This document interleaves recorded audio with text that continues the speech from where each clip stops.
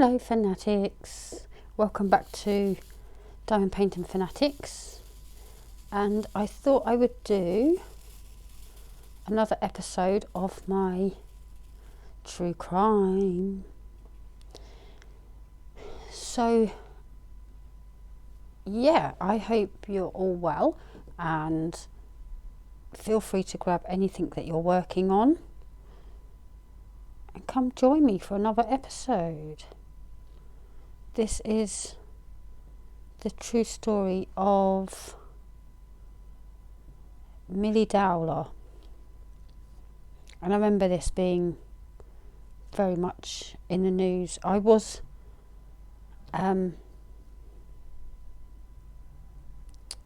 looking at another episode, which I will do, and her name came up in that article, so I thought I would jump ahead and do Millie Dowler first. Very tragic story. So yeah, get comfy guys. It might be quite a long, I don't know how long, but grab whatever you're working on and come join me. On the 21st of March 2002, Amanda Jane Dowler, known as Millie, a 13-year-old English schoolgirl, was reported missing by her parents after failing to return home from school and not being seen since walking along Station Avenue in Walton-on-Thames in Surrey that afternoon. Following an extensive search for her, her remains were discovered in Yateley Heath Woods in Hampshire on the 18th of September. Gosh, 13.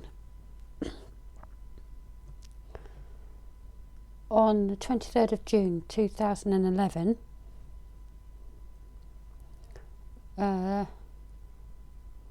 Levi Belfield, who was already serving 3 life sentences for the murders of Marsha McDonnell, Amelie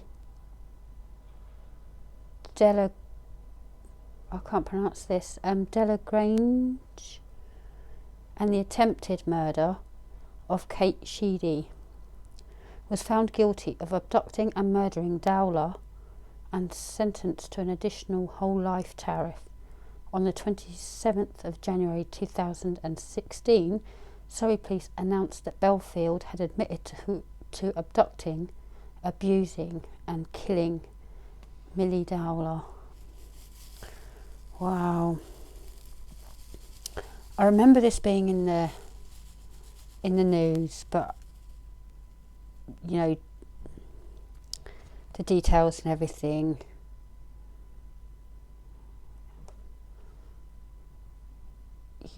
yeah. Following their daughter's death, Dowler's parents established a charity called Millie's Fund to promote public safety, and in particular the safety of the children and young people. The case generated debate over the treatment of victims and witnesses in court after the Dowler's family criticised the way they were cross-examined during Belfield's trial. Wow. Millie's murder played a significant role in the News of the World phone hacking scandal in 2011. Reports said the News of the World journalists had accessed Millie's voicemail after she was reported missing, giving her parents false hope that she was still alive. The resulting outcry from the British public contributed to the closure of the newspaper and led to a range of investigations and inquiries into phone hacking and the media ethics in British media. I didn't know that was part, because of Millie Dowler.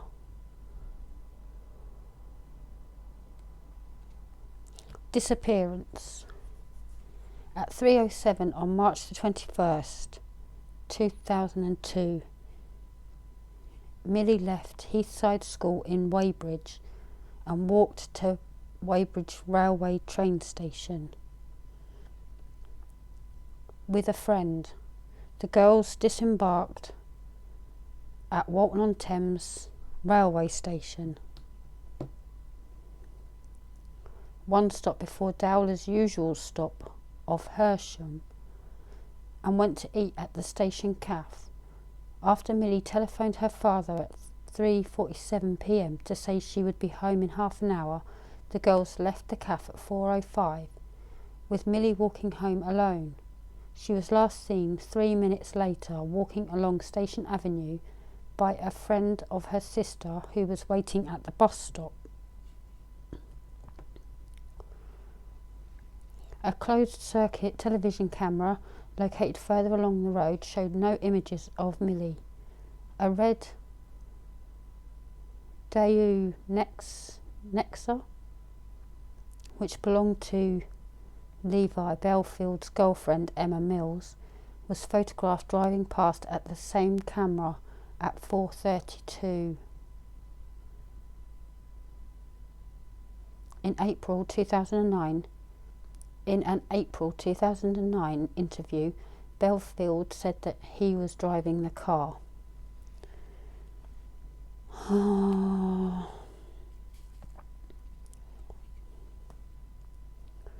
When Millie failed to return home, she was reported missing to the police at 7 p.m. A nationwide search for her followed, with 100 police officers and helicopters searching the fields, the streets and the rivers around Hersham. Detectives who had investigated the abduction of Sarah Payne were called in to help.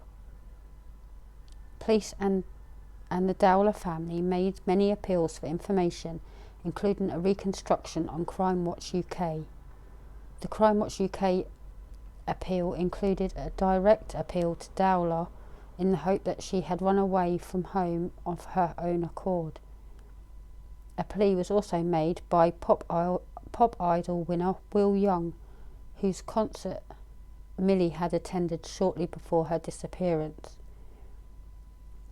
Millie's mother expressed hope that her daughter had run away, but said that she could not think of a reason why she would want to do so. The Independent reported in 2011 that Millie had, sometime previously, written a mock leaving home letter and notes showing that she had been unhappy. That's all well and good, but she's a 13-year-old child. And at times we all get, annoyed at parents. They won't let us out and they're looking after us, but you don't see it that way. And it's all well and good saying, she wrote notes saying that she was going to leave home. Doesn't mean she ever would have, in my opinion. As always, my opinion. A week after Millie's, they use their surnames. I like to use their first names. A week after Millie's disappearance, the police stated that she was probably not taken by force. They reasoned that while she was unlikely to have gone off with someone she did not know of her own free will, no one had come forward who had witnessed a struggle, despite a number of apparent sightings of her prior to her disappearance. On the 23rd of April 2002, the discovery of a body in the River Thames prompted media speculation that the remains might be those of Millie, but the body was identified the following day as that of 73-year-old Maisie Thomas, who went missing in March 2001, and whose death was not believed to be suspicious. In June 2002, despite further searches and the offer of £100,000 reward by a national tabloid newspaper, The Sun, her parents continued to send text messages to her mobile phone in the hope of a reply. Millie remained missing. That month, police told her parents that she was probably dead. Wow. Brutal, and they might well suspect that, but until confirmation, you're still going to be living in hope.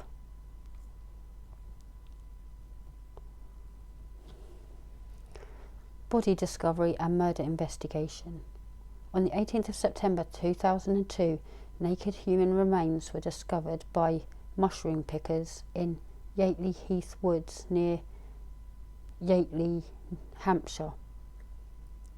They were later confirmed through dental records as Millie. Due to the severity of the decomposition and the cause of death could not be ascertained. No items of Millie's clothing or possessions, the purse, rucksack or mobile phone she had with her at the time of her disappearance, have ever been recovered. The discovery of the body led police to reclassify the case from a missing person to a homicide investigation undertaken by Surrey Police. The investigation was codenamed Operation Ruby. On the 22nd of November 2002, police set up a roadblock near the spot where the body was found. Some 6,000 motorists in the area were questioned, but no leads were discovered. Initially, the Surrey Police had considered Millie's father as a suspect, as police often found that family members were implicated in such cases. They later apologised for the missed opportunities their attention to this track may have caused. On the 23rd of March 2003, DNA of an unidentified male was discovered on an item of Millie's clothing in her bedroom, suggesting that her killer may have met her before. This link was ruled out within 3 months, as at the same time that DNA link to a church robbery in Sunderland was ruled out. Paul Hughes was convicted of making threats to kill and was jailed for 5 years after sending letters to Millie's sister threatening to kill her and claiming to have killed Millie. Hughes sent the letters while in prison for indecently assaulting a 12-year-old girl. The prison service apologised for not screening mail effectively. Leanne Newman of Gloucestershire repeatedly phoned Millie's parents, school and the police pretending to be Millie. My God, who would do that? Newman was jailed in 2003 for 5 months after pleading guilty to 5 counts of making phone calls to cause annoyance, inconvenience and needless anxiety. Gary Farr of Nottinghamshire repeatedly emailed Millie's parents, school and friends, along with police officers working on the case, claiming that Millie had been smuggled out of the country to work as a prostitute and a stripper at nightclubs in Poland, and that her alleged death had been a cover-up. Farr was sectioned indefinitely under the Mental Health Act on the 19th of November 2006 for being a serious psychological danger to the public after admitting charges of harassment. In 2008, a man was arrested over the disposal of a car linked to the murder investigation, but he was released later that same day. On the 4th of August 2009, a 40-year-old man from West London was charged in relation to the disposal of a red Daewoo Nexa, but was later released without charge. 2 months later, Bedfont Lakes Country Park in West London was searched by police in the hope of finding the car, but they recovered neither the car nor anything else of interest to the inquiry. The car has yet to be found. On the 25th of February 2008, Surrey police confirmed that Levi Bedfield was their prime suspect in the murder inquiry and that they were very interested in questioning him. On the 30th of March 2010, Belfield was charged with Millie's abduction and murder. As a result, the inquest into her death was adjourned. On the 6th of October 2010, Belfield appeared in court via a video link, as he was already serving 3 life sentences for murder and attempted murder. He was formally charged with 1 count of attempted abduction, 1 count of abduction, 1 count of disposal of evidence, and 1 count of murder. There's a lot of sickos out there. I mean, who would think to phone the parents pretending to be Millie? Who would do that? They're not going through enough already.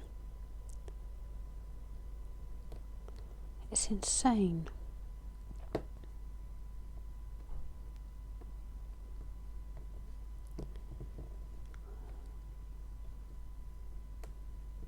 Sorry guys, just correcting them. I put them on a bit wonky. The trial of Belfield. Belfield's trial began on the 10th of May 2011 at the Central Criminal Court before Mr Justice Wilkie and concluded on the 23rd of June 2011. The jury found him guilty. He was sentenced to life imprisonment the following day, and the trial judge recommended a whole life tariff in line with his previous murder convictions 3 years earlier. The trial of Belfield on another charge of attempted abduction in the case of Rachel Cowles, an 11-year-old girl known to have been offered a lift in the Walton area by a man in a red car on the 20th of March 2002, was abandoned due to newspapers publishing prejudicial material. The judge ordered that the charge should remain on file. Following the trial of Belfield, the murder of Millie, investigation and trial were the subject of a special Crime Watch programme titled Taken, the Millie Dowler Story, which was broadcast on BBC One on the 30th of June 2011. It featured interviews with witnesses, the family and investigators, and explored how Belfield was caught. It also featured a reconstruction of what is believed to have occurred based on court transcripts. On the 27th of January 2016, Surrey police announced that Belfield had admitted to the abduction, rape and murder of Millie. Shocking. This was after another arrest in the Dowler case had been made, and Belfield was interviewed about whether he had an accomplice. After Belfield's confession, the police released the individual they had arrested without charge. On the 12th of February 2016, Belford changed his story, denying that he had confessed to Millie's murder. Reactions to court proceedings. After Belfield's sentencing, the Dowler family strongly criticised their treatment during the trial. Millie's sister Gemma described the day that her parents were cross-examined by Belfield's defence lawyer as the worst day of my life. Her mother her mother told reporters outside the Old Bailey. For us, the trial has been a truly awful experience. We have had to hear Millie's name defamed in court. She has been portrayed as an unhappy, depressed young girl. The Millie we knew was a happy, vivacious, fun-loving girl. Our family life has been scrutinised and laid open for everyone to inspect. We've had to lose our right to privacy and sit through day after harrowing day of the trial in order to get a man convicted for this brutal murder. The lengths the system goes to protect his human rights seems so unfair compared to what we as a family have had to endure. Well said. Millie's father, Bob, commented on Belfield's refusal to give evidence in court and to appear for sentencing. He added, "My family's had to pay too high a price for this conviction. The trial has been a truly mentally scarring experience on an unimaginable scale. You have to have been there to truly understand. During our questioning, my wife and I both felt as if we were on trial. We despair of a justice system that is so loaded in favour of the perpetrator of the crime."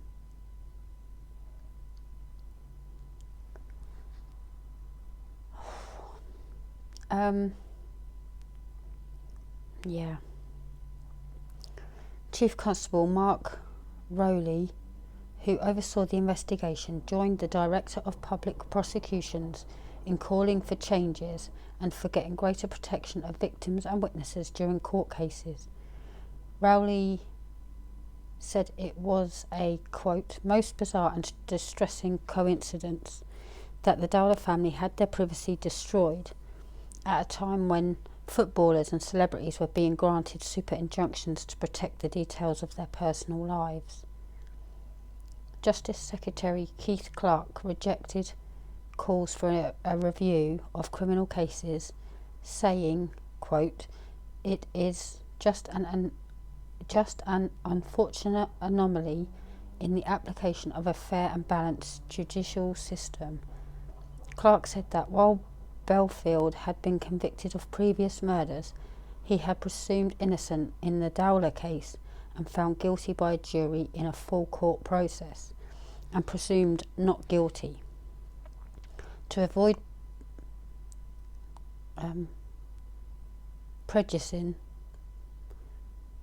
prejudicing the trial, the court did not allow evidence to be introduced of Belfield's obsession, quote marks, with schoolgirls and his attempts to procure sex from them. Voicemail tampering investigation. The Guardian reported on the 4th of July 2011 that Scotland Yard had discovered Millie's voicemails had been accessed by journalists working for the News of the World, and the newspaper's private investigator Glenn I can't pronounce that. The Guardian also reported that during the police investigation into that newspaper phone hacking activities, detectives discovered that journalists had deleted some messages, potential evidence in Millie's voice box, because it was full, in order to free up space for new messages to which they could listen.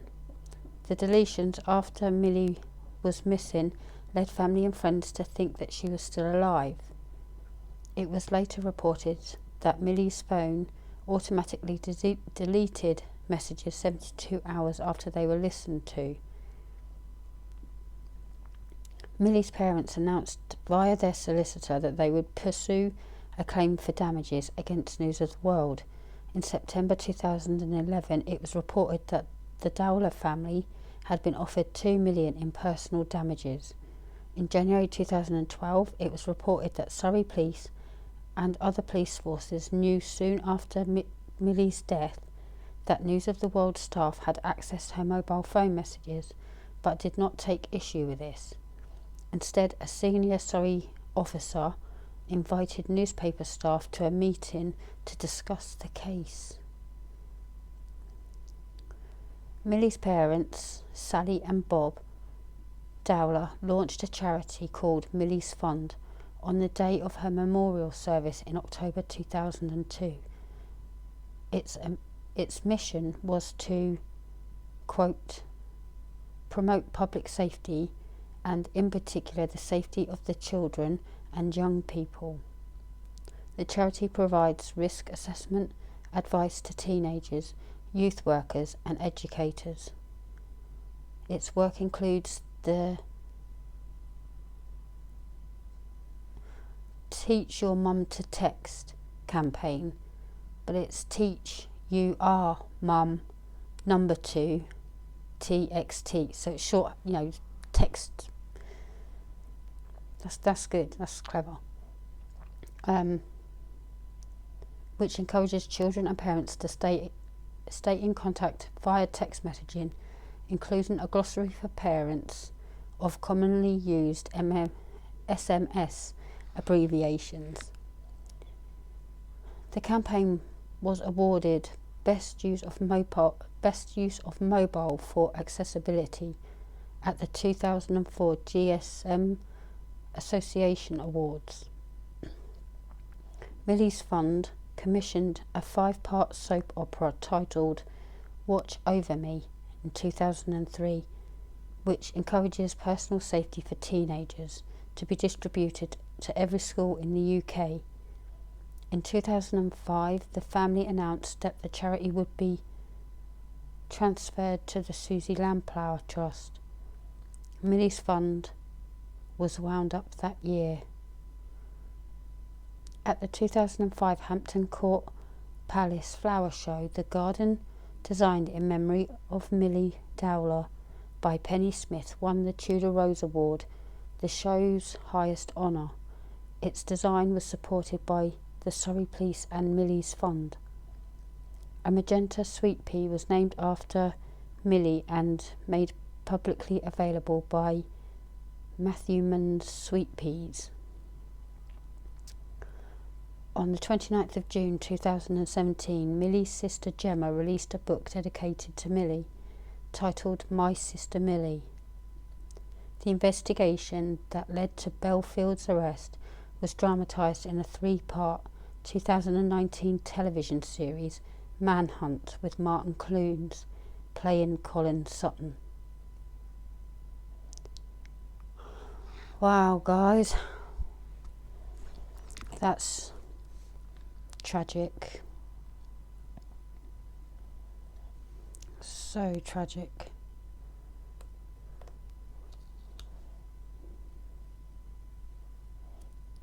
So, I shall love and leave you.